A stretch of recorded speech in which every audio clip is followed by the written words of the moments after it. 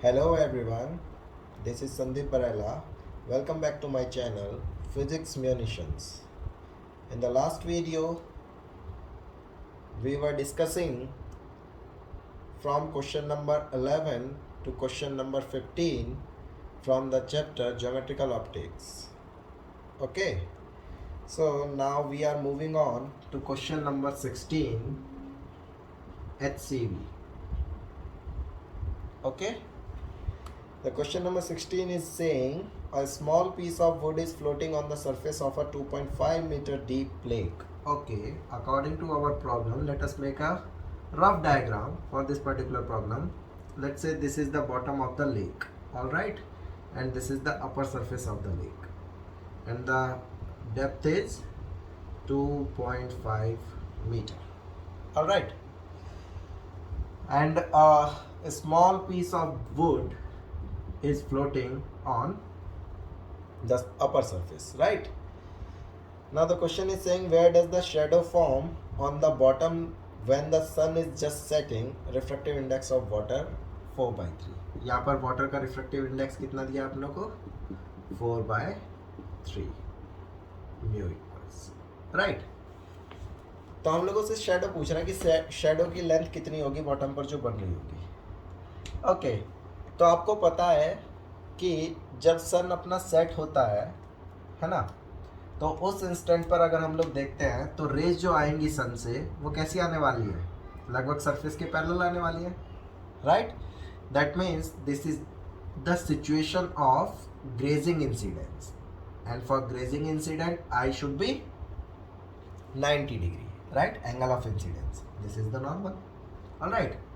After refraction the ray is going in this direction. तो हम लोगों को फाइंड क्या करना है? ये distance, let's say this is x, okay. Let's say angle of refraction is r. तो क्वेश्चन आप लोगों को देख करके लग रहा होगा बहुत इजी है. फर्स्ट ऑफ ऑल हम लोग क्या फाइंड करेंगे? r, okay. तो अगर मैं इस ट्राइंगल को कुछ नाम दे देता हूँ, let's say O A and B, okay. तो using Snell's law, Snell's law क्या कहता है हमारा? 1 into sin 90 should be equal to mu, that is 4/3 into sine of r. From here we get sin r is 3/4.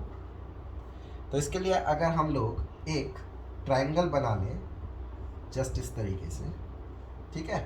Let's say this angle is r, तो ये 90 है, तो ये कितना हो जाएगा? 3, और ये कितना होगा? 4, तो ये कितना आ जाएगा? 4 4 16 -9 का square root, that is √7, alright. तो आप देखो जरा, r अपनों को पता चल गया, तो इन ट्राइंगल हमारा टास्क क्या है? x फाइंड करना. तो इन ट्राइंगल OAB क्या कंसीडर करेंगे हम लोग? tan r कितना होगा? tan r होगा OB अपॉन OA. OB कितना है? x, और OA कितना है? OA है 2.5 मीटर, जो कि हम लोगों को गिवन है. तो यहाँ से x की वैल्यू कितनी आ गई? x आ गया 2.5 tan ऑफ r. अब इस ट्राइंगल से हम लोग tan r की वैल्यू निकाल सकते हैं. tan r कितना हो जाएगा यहाँ पर? अगर हम लोग tan r की वैल्यू कैलकुलेट करें तो tan r की वैल्यू आ जाएगी 3/√7, राइट. तो ये वैल्यू उठा करके यहाँ सब्सटीट्यूट कर दीजिए. Therefore x is 2.5 tan r, that is 3/√7. जब आप ये सारी वैल्यूज़ को एवेल्युएट करेंगे तो आप लोगों को जो वैल्यू मिलने वाली है x की, वो क्या मिलेगी अपनी? x equals 2.5 into 3/√7, right. तो 2.83 मीटर, नियरली इक्वल 2.83 मीटर. तो this is our answer, alright. This is answer. Now question number 17. Question number 17 HCV. Okay. An object P is focused by a microscope M. ठीक है, suppose करिए ये हमारे पास में कोई microscope है, ठीक है, इस तरीके से मान लीजिए सपोज करिए ये कोई माइक्रोस्कोप है, ठीक है, एम है। हमने क्या काम किया है, इसके बीच में मतलब इस किसी पर्टिकुलर ऑब्जेक्ट के लिए यहाँ पर अपना कौन सा ऑब्जेक्ट है, पी, इसके लिए इसको फोकस किया गया है। सही है, अच्छी बात है। तो क्या कह रहा है, a glass slab of thickness 2.1 centimetre is introduced between P and M. Okay, देखो जरा, अगर इसके बीच में कोई ग्लास स्लैब अपने ने इंट्रोड्यूस कर दिया जिसकी थिकनेस कितनी गिवन है, टी इक्वल्स 2.1 सेंटीमीटर, ओके, और जिसका रिफ्रैक्टिव इंडेक्स कितना गिवन है अपनों को 1.5, म्यू कितना गिवन है 1.5, ठीक है, ये गिवन है अपनों को। तो क्या कह रहा है, by what distance should the microscope be shifted to focus the object again. Okay, अब आप लोगों ने जब थ्योरी पोर्शन इसका कंप्लीट किया होगा तो उसमें पढ़ा होगा कि हम लोगों को अगर कोई ग्लास स्लैब इसमें बीच में रख दिया जाए या फिर ग्लास स्लैब होता है उसका कोई ऑब्जेक्ट है, उसकी वजह से हम लोगों की शिफ्टिंग आती थी, राइट, कि ये ऑब्जेक्ट बेसिकली वहाँ पर ना दिखाई दे करके कहीं और दिखाई देता था, राइट। तो शिफ्टिंग का फॉर्मूला अपना क्या था, शिफ्टिंग का फॉर्मूला था, शिफ्ट जो आती थी एस, वो कितना आता था, टी 1-1/μ, ये फॉर्मूला था अपना, सेम शिफ्ट इज ये, ठीक है ना, जहाँ पर टी क्या थी, thickness of the slab, and mu is the refractive index of the slab when surrounding medium is air, right. अब देखो जरा, इसका मतलब अगर ये ग्लास स्लैब यहाँ पर रखा हुआ है तो अगर इधर से कोई ऑब्जर्वर इसको देख रहा है, दैट मीन्स अपने पास में ये कौन है, माइक्रोस्कोप, राइट। तो इसका मतलब ये ऑब्जेक्ट यहाँ पर तो फोकस नहीं रहने वाला, इसका मतलब वो शिफ्ट हो चुका है इतना। तो इस शिफ्टिंग की पहले वैल्यू कैलकुलेट कर लेते हैं, कितनी आती है, टी की वैल्यू कितनी है 2.1, 1-1/μ, म्यू कितना है 1.5, राइट। तो एस की वैल्यू कितनी आ जाएगी अपना 2.1 0.5 divided by 1.5, right, 1.5 minus 1 that is 0.5 divided by 1.5। जब आप इसको सॉल्व करेंगे तो s की वैल्यू कितनी आ जाएगी 0.7 सेंटीमीटर, ऑलराइट। तो इसका मतलब ये P पॉइंट, अच्छा शिफ्ट अपनी क्या आ रही है, पॉजिटिव आ रही है, positive means towards the slab. तो इसका मतलब ये जो P पॉइंट यहाँ पर था ये अब यहाँ पर ना दिखाई दे करके अगर कोई बंदा इधर से देखेगा तो उसको यहाँ कहीं दिखाई देगा P प्राइम पर, तो ये शिफ्टिंग है S।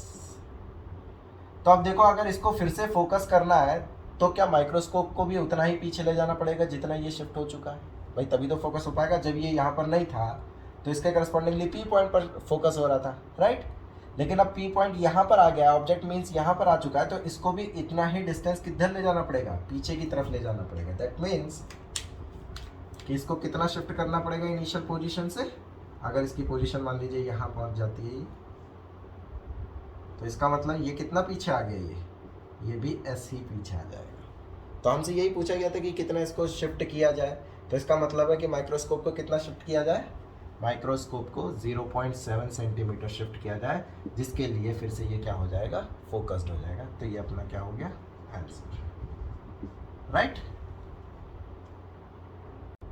Okay, now question number 18, HCV. Okay, the question is saying a vessel contains water up to a height of 20 centimeter and above it and oil up to another 20 centimeter. Okay, जैसा question कह रहा है इसके correspondingly एक हम rough diagram इसका बना लेते हैं। ये मान लीजिए अपने पास में कोई वेसल है, इसमें 20 सेंटीमीटर तक अपना क्या भरा गया है, ये वाटर है, यह है 20 सेंटीमीटर, ऑलराइट, जिसका रिफ्रैक्टिव इंडेक्स कितना गिवन है अपने को 1.33, म्यू इक्वल्स 1.33, ऑलराइट। आगे बोल रहा है कि इसके ऊपर एक लेयर 20 सेंटीमीटर की अपनों ने क्या रखा है, उसमें ऑयल रखा है, ये मान लीजिए ऑयल है, ये ऑयल है, इसकी भी जो थिकनेस है वो कितनी है 20 सेंटीमीटर, और इसका जो रिफ्रैक्टिव इंडेक्स है वो कितना है 1.30। तो हमसे कह रहा है क्वेश्चन में कि find the apparent depth of the vessel when viewed from above. Okay, तो इसका मतलब कि अगर ऑब्जर्वर अपना कोई यहाँ पर है और वो यहाँ से देख रहा है तो उसको ये जो बॉटम पे रखा ऑब्जेक्ट होगा वो बेसिकली कहाँ दिखाई देगा। तो हम लोग नॉर्मली देख सकते हैं ये सिंपल क्वेश्चन किस टाइप से है कि इसकी वजह से शिफ्टिंग निकालेंगे, इसकी वजह से शिफ्टिंग निकालेंगे, दोनों को सिंपली ऐड कर देंगे तो ये इसकी नेट शिफ्ट आ जाएगी कि ये ऑब्जेक्ट जो है बेसिकली बॉटम जो दिखाई दे रहा है वेसल का वो कितना हाइट शिफ्टेड दिखाई देगा, राइट। तो हमसे पूछा गया ऑब्जर्वर से कितने डिस्टेंस पर होगा, तो टोटल डिस्टेंस है 20 + 20 दैट इज 40, उसको शिफ्ट को माइनस कर देंगे तो वो अपना आंसर हो जाएगा, राइट। तो इसका मतलब अगर मैं मान लूँ इसके करस्पॉन्डिंगली जो मुझे शिफ्ट मिल रही है वो S1 शिफ्ट मिल रही है और इसके करस्पॉन्डिंगली जो शिफ्ट मिल रही है वो S2 मिल रही है, तो नेट शिफ्ट जो लिखा जाएगा, नेट शिफ्ट S नेट वो कितनी लिखी जाएगी, क्या S1 + S2, राइट। तो S नेट क्या लिख सकता हूँ मैं, S1 कितना हो जाएगा, क्या S1 हो जाएगा T1 1 - 1/μ1 plus T2 1 - 1/μ2, alright. T1 की वैल्यू सब्सटीट्यूट करो, S1 किसको माना है मैंने, वाटर की करस्पॉन्डिंग जो शिफ्ट मिल रही है, तो इसकी थिकनेस कितनी है 20, 1 - 1/μ1 इज 1.33 प्लस T2 कितना है अपना 20, 1 - 1/1.30, ऑलराइट। ये सिचुएशन आ गई अपने पास में। तो इसको जब सॉल्व करेंगे अपने तो एस नेट की वैल्यू कितनी आ जाएगी, जब इस वाली पहली टर्म को हम लोग सॉल्व करेंगे 1.33 वाली को तो ये वैल्यू आती है 4.962, ओके। और जब इस वाली वैल्यू को सॉल्व किया जाएगा 1.3 वाली को तो ये वैल्यू आती है 4.615, राइट, इसके अराउंड आती है। तो जब इन दोनों को ऐड करेंगे हम लोग तो एस नेट क्या लिखा जाएगा, बेसिकली एस नेट इज, इन दोनों को ऐड कर लीजिए, इन दोनों को ऐड करेंगे तो कितना आएगा 9.577, कितने सेंटीमीटर, और नियरली इक्वल क्या लिख सकते हैं हम लोग 9.6 सेंटीमीटर। ये नेट शिफ्ट आ गई, तो क्या ये हमारा आंसर होगा, आंसर इज नो। तो आंसर क्या है हमारा, answer basically apparent depth, apparent depth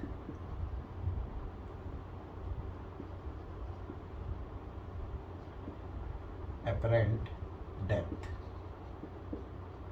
from observer. Observer से कितना होगा, ये है 20, ये है 20, तो शिफ्टिंग आई है इतना, तो इसका मतलब जो डी लिखा जाएगा वो लिखा जाएगा 40 - 9.6 सेंटीमीटर। तो डी आ जाएगा अपना आंसर बेसिकली 40 - 9.6 इज 30.4 सेंटीमीटर।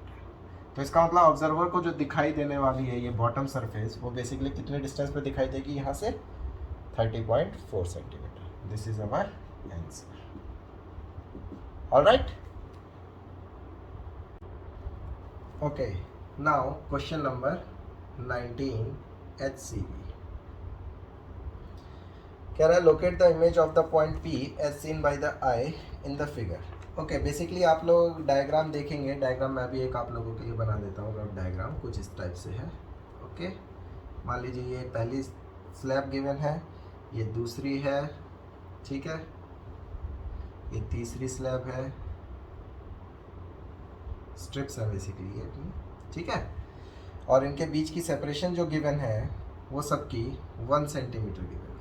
ये है 1 सेंटीमीटर, ये वाली भी 1 सेंटीमीटर है, और ऑब्जेक्ट जो है इससे कितने डिस्टेंस पर है 1 सेंटीमीटर पर है, यहाँ कहीं ये ऑब्जेक्ट है, ठीक है, और यहाँ कहीं अपना ये ऑब्जर्वर बताया है इन्होंने, ठीक है, ये ऑब्जर्वर है अपना। इनकी थिकनेस आपस में जो गिवन है वो कितनी कितनी गिवन है अपने को, ये है 0.2, ये है अपना 0.3 और इसकी थिकनेस गिवन है 0.4, ठीक है, ये सब सेंटीमीटर से, सेंटीमीटर सेंटीमीटर सेंटीमीटर। ओके, तो ये सिचुएशन अपने को गिवन है बेसिकली। तो हमसे कह रहा है locate the image of the point P as seen by the eye in the figure. तो आप लोग जरा ध्यान से समझिए इस क्वेश्चन को। बेसिकली जब आपको क्लास में पढ़ाया गया होगा तो हमें पता है कि इसकी वजह से अलग शिफ्टिंग निकालिए, इसकी वजह से अलग शिफ्टिंग निकालिए, इसकी वजह से अलग शिफ्टिंग निकालिए, तीनों की वजह से शिफ्टिंग बेसिकली अपना क्या कर देते हैं, ऐड कर देते हैं। तो वही अपना आंसर हो जाएगा कि यहाँ पर अपना जो ऑब्जेक्ट है उसको उन्होंने पी बोला है ऑब्जेक्ट को, तो हम लोग भी पी लिख लेते हैं। तो पी से जितने शिफ्ट आएगी वही अपना आंसर हो जाएगा कि यहाँ पर दिखाई देगा। ऑब्जर्वर से पूछता तो ये टोटल डिस्टेंस में से माइनस कर लेते हैं, राइट। बट ठीक है, हम लोग पी से अगर आंसर देना चाहते हैं तो पी से भी आंसर दे सकते हैं। तो इसको बोला जाता है अपना कौन सा system, composite slab system, right. तो इसके करस्पॉन्डिंगली अगर मैं मानूँ, अच्छा इनके रिफ्लेक्टिव इंडेक्सेस क्या क्या गिवन है अपना, इसका गिवन है 1.4, इस वाले का गिवन है 1.3 और इस वाले का गिवन है अपना 1.2। ओके, तो सबके करस्पॉन्डिंगली अलग अलग मैं शिफ्टिंग निकाल लेता हूँ। मान लीजिए इससे जो शिफ्ट आ रही है वो मान लीजिए S1 बोल रहा हूँ मैं, इस वाले से जो शिफ्ट आ रही है उसको S2 बोल रहा हूँ, इस वाले से जो आ रही है उसको मैं S3 बोल रहा हूँ। तो नेट शिफ्ट जो लिखा जाएगा S net, that is net shift,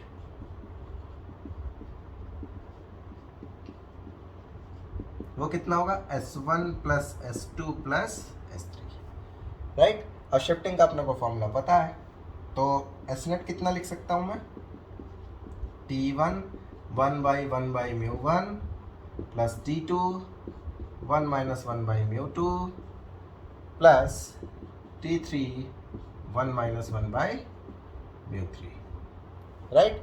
ये अपना फॉर्मूला हो गया। सारी वैल्यू सब्सटीट्यूट कर लेते हैं हम लोग 1 by 1, तो अपना आंसर अपने को पता चल जाएगा, राइट। आइए सारी वैल्यूज कैलकुलेट कर लेते हैं। एस नेट इज, इसके लिए T1 S1 इसके करस्पॉन्डिंग माना है, तो T1 इसकी थिकनेस कितनी है 0.4, 1 माइनस 1/μ1, μ1 इज 1.4 प्लस S2 है T2 कितना माना है, किसके करस्पॉन्डिंगली, इसके correspondingly S2, that mean 0.3 multiplied by 1 minus 1 by कितने है इसका mu 1.3, right, correct. Plus S3 कितना है T3 is 0.2, 1 minus 1 by mu is 1.2, alright. तो ये हमने सबकी वजह से अलग अलग शिफ्टिंग लिख ली S1 S2 S3 की वैल्यूज। तो जब आप इसको सॉल्व करते हैं तो इसकी वैल्यू जो आएगी वो आएगी 0.114 प्लस जब सेकंड वाले S2 की वैल्यू कैलकुलेट करेंगे, उसको एवेल्युएट करेंगे तो वो वैल्यू आएगी 0.069 प्लस इस वाले को जब एवेल्युएट करेंगे तो इसकी वैल्यू आएगी 0.033, राइट। जब इस टोटल को कंप्लीटली ऐड करेंगे तो एस नेट आता है अपना 0.216 सेंटीमीटर, ठीक है ना। तो यही अपना आंसर हो जाएगा इसमें 0.216 सेंटीमीटर। कहाँ से लेकिन ये शिफ्टिंग पॉजिटिव आ रही है, इसका मतलब टुवर्ड्स द स्लैब, तो यहाँ कहीं यहाँ पर 0.216, ठीक है। यहाँ पर अपना क्या है बेसिकली पी प्राइम, अगर इसको मैं बोलूँ तो यहाँ पर अपनी इमेज दिखाई देगी। तो ये शिफ्टिंग अपनी आ चुकी है इसकी वजह से, ठीक है ना। जिसको हम लिख सकते हैं in above direction from P, ठीक है। तो पीछे अगर आंसर देखना चाहे तो हम लोग मैच करने के लिए देख सकते हैं आंसर कितना गिवन है इसका, क्वेश्चन नंबर 19 का 0.2 सेंटीमीटर अबव पी, ठीक है। तो इसको अप्रॉक्सीमेटली अगर हम लोग लिखें तो 0.2 लिख सकते हैं, ठीक है ना, कोई इशू नहीं है। तो आई होप ये क्लियर है आपको सबको, right. Now the last question of this video, that is question number 20 HCV। क्या कह रहा है, K transparent slabs are arranged one over another. The refractive indices of the slabs are μ1, μ2, μ3 ... μk. Okay, refractive indices क्या है अपने μ1, μ2, and so on, μk, ठीक है। ये रिफ्रैक्टिव इंडिसेस है जिसको मैं RI लिख रहा हूँ, RI मीन्स रिफ्रैक्टिव इंडिसेस, ये अपने पास में गिवन है, alright. And the thicknesses are, thicknesses क्या गिवन है, इनके करस्पॉन्डिंगली थिकनेसेस μ1 के करस्पॉन्डिंगली है T1, μ2 के करस्पॉन्डिंगली है T2 and so on Tk, right. तो ये कह रहा है an object is seen through this combination with nearly perpendicular light, find the equivalent refractive index of the system which will allow the image to be formed at the same place.